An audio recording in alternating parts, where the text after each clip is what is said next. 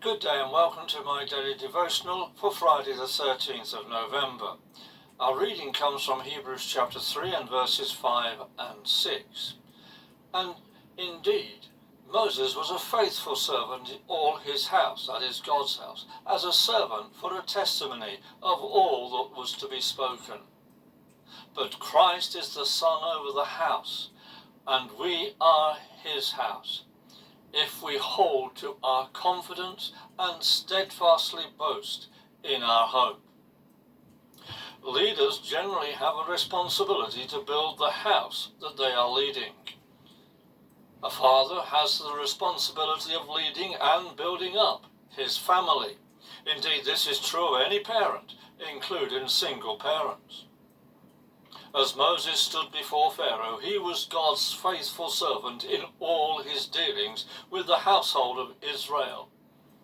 Everything that God told him to do and say, he was faithful to.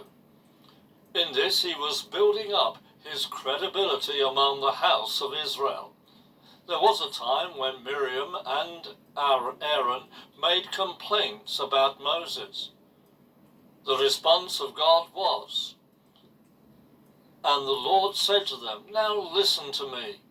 Even with prophets I, the Lord, communicate by visions and dreams. But this is not how I communicate with my servant Moses. He is entrusted with my entire house.'"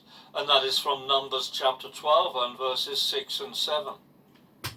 We know that from the moment that God called to Moses from the burning bush, he spoke to him on an individual level. Moses responded to this as he committed himself to follow God's ways to deliver the house of Israel from their slavery in Egypt. It is true that he had questions, but he always believed God's answers. Jesus is the one who leads us. He faithfully obeyed the Father and died on the cross to pay the price of our sin. He is the only one who is able to build up, guide, and lead the household of faith. May his faithfulness propel us into his realms of faithfulness. Have a blessed day.